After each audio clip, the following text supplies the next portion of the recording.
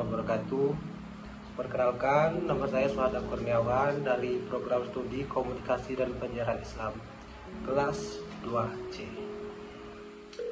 Di sini saya akan menjelaskan tentang konsep akidah Qadariyah dan konsep akidah Jabariyah yang bertujuan untuk melengkapi tugas ujian semester akhir dengan mata kuliah ilmu tauhid dengan dosen pengampu Bapak Haji Z.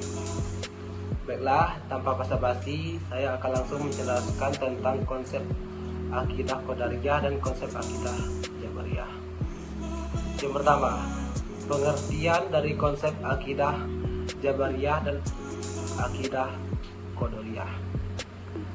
Pengertian akidah Qadariyah secara etimologi berasal dari bahasa Arab, yaitu qadara, yang bermakna kemampuan dan kekuatan.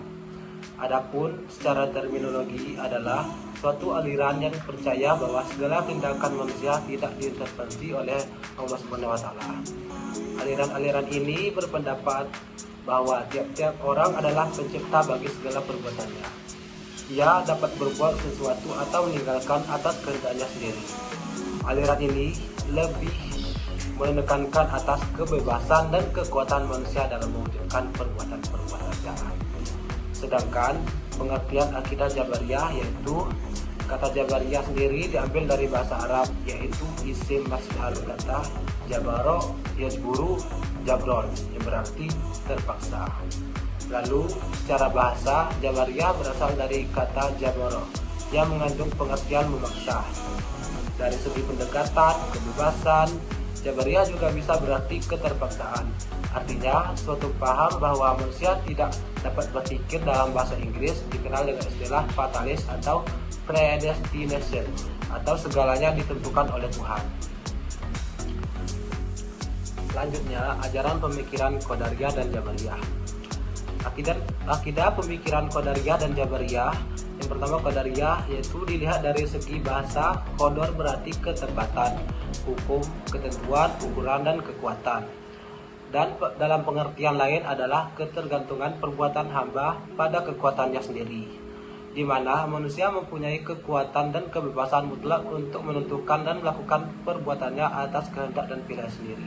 Sedangkan Jabariyah dari segi makna, Jabariyah berarti memaksa, dihubungkan dengan perbuatan manusia, maka manusia terpaksa dalam melakukan perbuatannya, tidak mempunyai kehendak dan kebebasan, terikat pada kekuasaan mutlak Tuhan.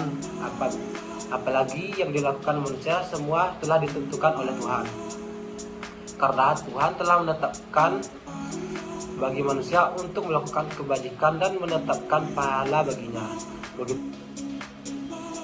Begitu pula sebaliknya, Tuhan telah menetapkan manusia berbuat kejelekan dan menetapkan siksaan bagi pelakunya. Dengan kata lain, pahala, siksa, dan kewajiban merupakan keterpaksaan, sehingga manusia bagaikan bulu yang bergerak karena ditiup angin, diam karena anginnya tidak tertiup. Selanjutnya, bentuk integrasi antara pemikiran Qadariyah dan Jabariyah.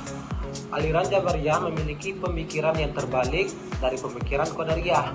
Mereka cenderung menempatkan akal di posisi akal pada kedudukan yang inferior dan mendudukan teks pada posisi tinggi. Mereka bersandar secara mutlak pada ketentuan Allah. Manusia dianggap tidak memiliki kuasa sedikit pun dalam menentukan kehendaknya. Seluruh kehendak manusia ditentukan secara mutlak oleh kehendak Allah SWT. Pendapat-pendapat yang disampaikan oleh kaum Jabariyah bukan hanya sekedar statement saja tanpa landasan, akan tetapi mereka juga melegitimasi pendapatnya ketentuan Al-Quran. Selanjutnya, perbedaan aliran Qadariyah dan Jabariyah.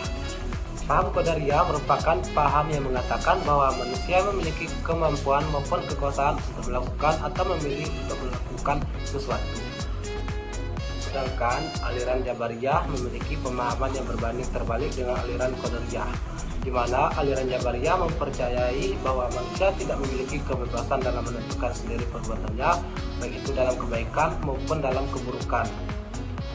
Selanjutnya yaitu para tokoh-tokoh Qadariyah dan Jabariyah. Tokoh-tokoh Qadariyah yang pertama yaitu Ma'ad al-Juhani. Ma'ad adalah seorang tabai yang dapat dipercaya dan pernah berguru pada Hasan al-Basri. Yang kedua, Gailan al-Dimasiki. Gailan adalah seorang orator berasal dari Damaskus dan ayahnya menjadi Maula Utsman bin Affan. Dan yang ketiga Ja'ad bin Dirham. Sedangkan tokoh Jabariyah yaitu yang pertama Jam bin Safwan, yang kedua Al-Ja'ad bin Dirham, tiga Husain bin Muhammad Al-Najjar, dan terakhir Dirar bin Ammar. Demikianlah penjelasan dari saya, semoga dapat membantu kita semua.